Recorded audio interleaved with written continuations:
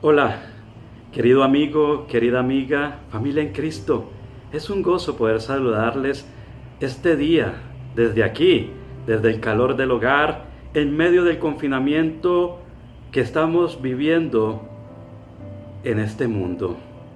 Eh, y este es un tiempo en el que es bueno meditar acerca de muchas cosas, de lo que sucede en nuestra vida, de todo lo que está sucediendo en el mundo y que debemos prepararnos para lo que se viene. Y pensando en esto, he decidido compartir hoy una experiencia mística que tuve con nuestro Señor y Salvador Jesucristo hace unos meses, más exactamente en los primeros días de diciembre del año 2019, donde el Señor, a través de esta visión, me mostró muchas cosas que me han dejado sumamente preocupado y que literalmente me han quitado el sueño. Y hay algo dentro de mí que me impulsa a compartirlo. No me considero ni me autoproclamo un profeta y tampoco me interesa tener títulos de renombre. Eso es algo que a través de las experiencias místicas que he tenido con el Señor he aprendido a ir dejando de lado, y que esto no es importante ahora, sino que lo verdaderamente importante es que tomemos conciencia de quiénes somos, de quién es Dios en nuestra vida y de quiénes somos nosotros delante de su presencia y como hombres y mujeres de fe en este mundo. Durante toda mi vida, más o menos desde los 17 años, he tenido estas experiencias místicas que han sido muy relevantes en lo personal, porque las palabras y las cosas que el Señor ha compartido conmigo allí han sido sumamente transformadoras. Mucho antes de que se me presentase el Evangelio y de que yo aceptara a nuestro Señor y Salvador Jesucristo como mi Señor y mi Salvador personal. Algo que después, cuando pude tener mis estudios teológicos, me ayudó mucho a poder comprender y plasmar estas experiencias de una manera que pudieran ayudar a otras personas.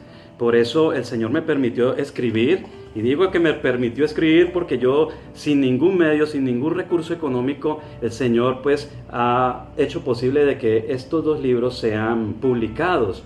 En un encuentro íntimo y personal, están plasmadas algunas de esas experiencias místicas que tuve con Él y que resultaron ser sumamente transformadoras para mi vida y sumamente importante en momentos cruciales de mi vida, donde he tenido que tomar decisiones que quizás para muchos son incomprensibles, pero que en la voluntad de Dios allí han hecho su obra transformadora en mi mente, en mi conciencia, en todo mi ser, y esto es algo de lo que estoy muy agradecido. Y en un día en el Monte Santo, aquí he podido plasmar el resultado de esas experiencias a través de la palabra de Dios, la Biblia, donde está la vida abundante que Dios nos enseña a experimentar en este mundo. De manera que el Señor me ha ayudado y me ha llevado por un camino donde he vivido muchas experiencias, y estos encuentros que he tenido con Él en estas experiencias místicas pues han hecho su obra en mi vida.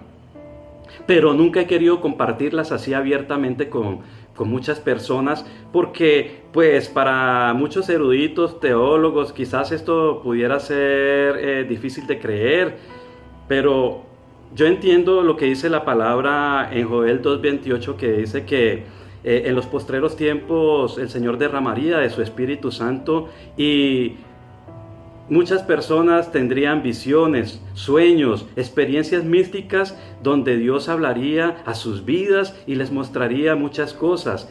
Y pues yo creo que este es el cumplimiento de la palabra de Dios. Cuando tenemos este encuentro íntimo y personal con nuestro Señor Jesucristo, vamos a un plano más allá en la fe que nos permite ver, entender y comprender a través de experiencias lo que estamos viviendo y pasando en este mundo. Y precisamente esta experiencia que tuve hace algunos meses, que es la que quiero compartir hoy, me ha dejado bastante inquieto, porque en ella el Señor me mostró muchas cosas. Ahora mismo voy a narrarte un poquito de cómo fue esa experiencia para que podamos entrar y comprender algo que está sucediendo en este mundo y por lo cual debemos prepararnos. Debemos estar sumamente preparados para afrontar lo que se viene, porque lo que se viene no se va a afrontar ni con dinero, ni con títulos, ni con fama, sino que se va a afrontar única y exclusivamente con la fe, con una fe genuina que nos lleve a nosotros a estar aferrados a las promesas de Dios en medio de todas las cosas que nos ofrece el panorama de este mundo que trae tremendas cosas que van a cambiar todo. Cuando salgamos de esta crisis que estamos afrontando en este momento, créeme que el mundo no será igual. Vienen cosas y que en este momento se están aprovechando, en este momento de confinamiento, se están aprovechando para poder establecerse en este mundo, por lo cual ya el mundo que conocimos hace unos meses atrás no será el mismo. Yo soy una persona de mucha oración, porque algo que aprendí desde el momento en que recibí a Cristo como mi Señor y mi Salvador, y mediante el escudriñar las Escrituras, el estudiarlas, es la importancia de la oración. Y tal como dice el apóstol Pablo, en todo tiempo y en todo lugar estoy orando. Así esté en la oficina, en mi trabajo, estoy orando. Así vaya caminando por la calle, estoy orando. Pero algo que me gusta muchísimo hacer, que llena mi vida y que donde me siento pleno, es tipo 4 o 4 y media de la madrugada, donde me levanto y empiezo a hacer mi estudio devocional y a orar fervientemente al Señor, porque esa es una hora donde yo encuentro mucha tranquilidad, no hay ruido y no tengo la presión del tiempo de que me va a coger la tarde para irme a trabajar. Y siempre en medio de muchas crisis y de muchos momentos, Dios me ha hablado precisamente allí y en esos momentos maravillosos. Y la visión que les quiero compartir hoy es que me encontré de repente en un lugar donde estaba nuestro Señor Jesucristo y estaban 12 personas con Él, que yo en ese momento, no sé cómo, sabía que eran sus discípulos. Esto pues no lo puedo explicar, pero así sucedió. Y yo estaba allí y el Señor Jesús estaba dando unas recomendaciones, unas instrucciones a cada uno. Y Él nos hablaba a todos, me miró y me habló, me dijo muchas cosas, pero algo que llamó poderosamente mi atención es que el Señor tomó unos libros y a cada uno empezó a entregarle un libro. Cuando llegó donde mí, Él me entregó un libro que el color es rojo, la tapa era de color rojo. Yo lo abrí para hojearlo y me sorprendió que estaba lleno de imágenes que estaban pintadas en rojo y negro, y que estas imágenes mostraban horror, guerra, muerte, hambre. Mostraba tantas cosas terribles que yo inmediatamente lo cerré. No quise seguir mirándolo, pero el Señor me instaba a que lo abriera, a que lo escudriñara. Y yo le decía, Señor, pero ¿esto qué propósito tiene? Y el Señor simplemente me miró serio y le dijo a los otros que estaban con Él, vámonos. Entonces el Señor empezó a irse. Y cuando Él empezó a irse, entonces yo le dije, Señor. Entonces Él se detuvo y miró hacia atrás, mirándome. Yo le pregunté, Señor, ¿el fin está cerca? Y Él, asintiendo con su cabeza, me dijo que sí. Y se fue. Inmediatamente yo volví en mí. Y esto me dejó muy preocupado, porque las imágenes que me mostraba aquel libro eran demasiadamente terribles. Y en estos momentos que he estado meditando aquí en mi hogar, preguntándole al Señor qué significado tenían esas imágenes, esa visión, con qué propósito, pues he empezado a mirar todas las cosas que están sucediendo en este mundo. Y pon atención a esto, porque una fecha que se avecina el próximo mes es una fecha crucial para la humanidad, es un evento importantísimo, es el evento, porque resulta de que el Papa Francisco ha anunciado que el 14 de mayo va a reunirse con todos los líderes del mundo, está invitando a reunirse con todos los líderes del mundo para hacer un pacto mundial. Lo que él dice allí es que es un pacto mundial por la educación de nuestros jóvenes, por generar un pensamiento y una actitud que lleven a concretar la paz y la justicia en el mundo. Pero esto tiene un trasfondo que va mucho más allá de lo que en apariencia estamos viendo en este mundo. La propuesta del Papa Francisco surge en medio de una gran crisis mundial. Podríamos decir que este es el clímax de la crisis que está viviendo el mundo, porque hay una crisis económica que ya se salió de las manos de todos los líderes del mundo. Hay una crisis social, hay una crisis de violencia, de terrorismo en el mundo que también está desbordado. Y esto nos lleva a pensar que lo que estamos viviendo en este momento es sumamente caótico, es un clímax donde los líderes del mundo están clamando por una salida, por una respuesta, y precisamente la Biblia nos habla acerca de todo esto que está sucediendo en este momento. Nos lo habla, por ejemplo, en Apocalipsis capítulo 13, nos lo habla el Señor Jesucristo en Mateo 24, y algo muy importante que la Biblia nos dice de que va a surgir un líder que hará pacto con todos los gobiernos del mundo, con los líderes del mundo, para establecer paz y justicia. Eso lo dice en Daniel 9:27, donde se levantará un líder que va a hacer pacto con todas las naciones del mundo para traer paz y justicia. Y pues según el historial del Papa Francisco, él ha sido una persona que ha hecho grandes cosas, grandes aportes en estos últimos años para contribuir a la paz. Y esto es algo que le apunta a él como a ese falso profeta del que habla la Biblia, de que es un líder que se levanta con una intención que está más allá de lo que el mundo puede evidenciar. Es una intención que está allí y que progresivamente se va a ir manifestando. Y esa intención es el establecimiento de un nuevo orden. Lo que el Papa está diciendo y proponiendo para esta reunión del 14 de mayo es que la educación de nuestros jóvenes tiene que cambiar. Que para poder establecer una nueva humanidad, porque él habla de un humanismo nuevo. Y recordemos que para nosotros los cristianos, el humanismo va en contraposición con lo que nos enseña la Biblia.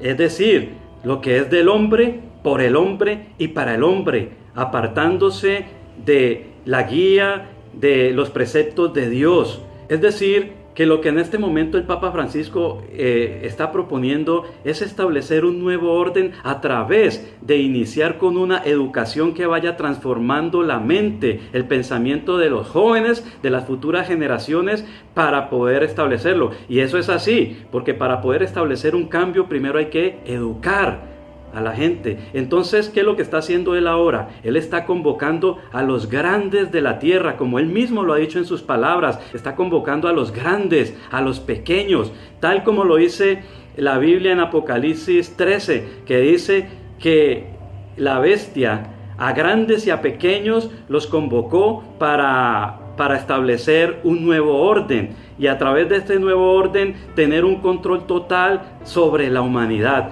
Y esto es lo que vemos que está a punto de suceder, porque si miramos en todo el mundo las protestas, la inconformidad de la gente por causa de la corrupción política, por causa de la injusticia social, por causa del hambre, de la pobreza extrema, están llevando a una gran necesidad en el mundo, y es establecer un nuevo sistema de gobierno que sea efectivo para traer respuestas contundentes en el mundo.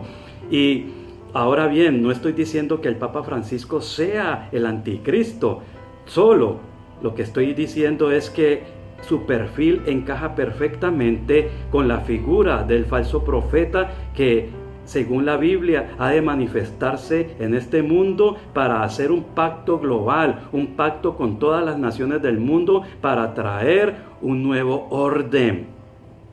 Y lo que podemos ver ahora es que lo que ha venido haciendo el Papa Francisco pues encaja perfectamente con esta dirección, el establecimiento del nuevo orden. Recordemos que él el año pasado firmó un pacto de confraternidad, pacto de fraternidad con el gran imán Al-Azhar o el gran jeque Al-Azhar. Este hombre es considerado como la máxima autoridad del Islam y su fuente de jurisprudencia. De modo que lo que ha venido haciendo el Papa es establecer un camino que lleve a la convivencia de las religiones, al respeto de las religiones, es decir, el ecumenismo, ¿ya? Todos hablar un mismo lenguaje. Se ha hablado de pronto de establecer una única religión mundial. Bueno, eso es otro tema, pero este movimiento ecuménico viene desde hace muchos años trabajando inclusive con muchos líderes reconocidos del cristianismo, de líderes evangélicos que han promovido este movimiento. De modo pues que la figura del Papa hoy es muy importante en este gran evento que está por suceder el 14 de mayo. Pensemos en esto también, que el Papa Francisco está haciendo esta invitación en términos de aldea universal. Es decir, este término implica un gobierno para todas las naciones. Y es que no es la primera vez que el Vaticano propone esto. Recordemos que en el 2011 el Vaticano estaba proponiendo un gobierno global y una banca universal. Pide el establecimiento de una autoridad supranacional con poder global y jurisdicción universal para guiar las políticas y decisiones económicas. Pide establecer una autoridad mundial y un banco central mundial.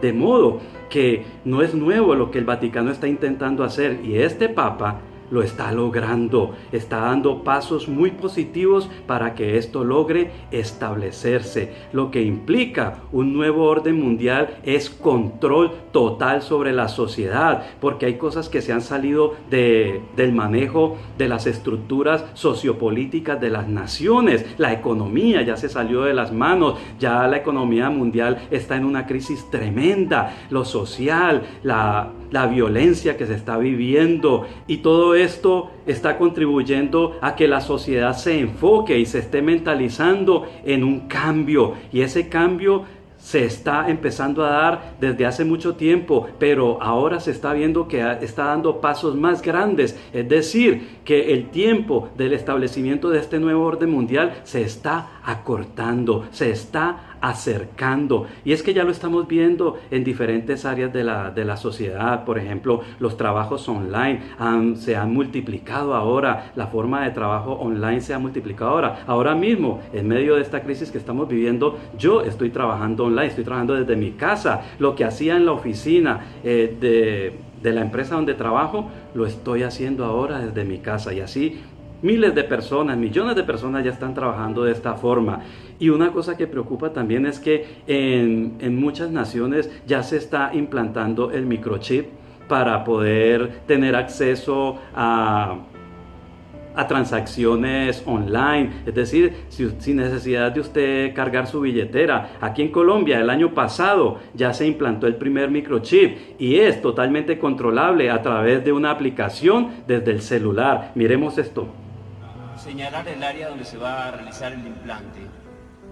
Esto no causa dolor, no genera ningún tipo de afectación a la salud en ningún ser humano. De hecho, estos dispositivos están hechos con elementos biocompatibles y han sido sometidos a todas las pruebas necesarias para que se pueda garantizar que no haya ninguna afectación al ser humano. De manera pues que a través del microchip tú vas a tener toda tu información, tus vacunas, que es lo que está proponiendo también ahora Bill Gates.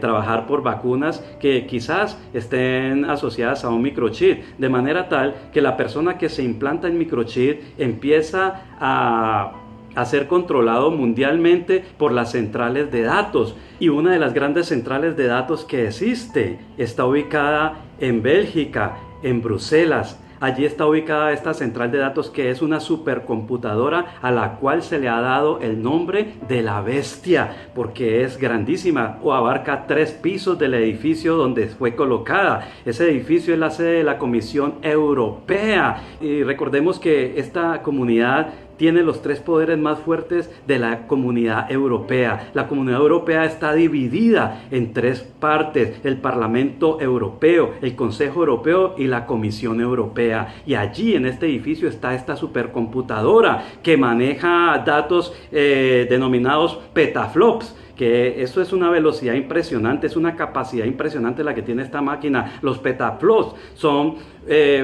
manejados por procesadores que manejan en un segundo 1000 trillones de operaciones. Imagínate, 1000 trillones de operaciones por segundo, lo que quiere decir que los datos de una persona son administrados y manejados de una manera inmediata desde cualquier lugar del mundo. Y eso significa control total, porque si tú tienes tu número de identificación, tienes tus vacunas, tienes tu historial médico, tienes tu pasaporte, mejor dicho, todos tus datos están metidos en un microchip, y allí vas a ser dominado, manejado por esta supercomputadora que te va a indicar lo que debes y lo que no debes de hacer. Es decir, que las libertades de las que gozamos hoy se van a restringir. Si una persona comete una falta, lo van a ubicar en cualquier lugar del mundo, pues la manera en que esta máquina maneja los datos de esta velocidad tan tremenda va a hacer que la persona sea ubicada en cuestión de segundos. Y es una de las muchas máquinas que ya existen en el mundo, de manera que una globalización del gobierno va a implicar control, sometimiento total. Y ¿esto cómo va a llegar a ser? A través de la educación. ¿Qué quiere decir esto? Que lo que está proponiendo el Papa quizás es la instauración de una educación que transforme la mente de nuestros jóvenes, es decir, que los prepare para vivir sometidos a este nuevo orden. Y a propósito de la implantación del microchip, que es algo que ya está siendo muy aceptado en todas las naciones, imagínate, si ya llegó aquí a Colombia, ¿cómo no va a estar implantado en todos los lugares del mundo? Esto permitirá un control total a toda la humanidad, la perdición y la pérdida de las libertades de las que gozamos hoy, y quizás el control mental, porque parece ser de que una de las propuestas de microchip es uno que se va a hacer uno contigo, es decir, una vez que se implante ya no se va a poder quitar de la mano o de la frente, que es lo que dice la Biblia, donde se va a colocar la marca de la bestia. Y recordemos que la bestia es así como se le llama a esa supercomputadora que está en Bruselas, Bélgica.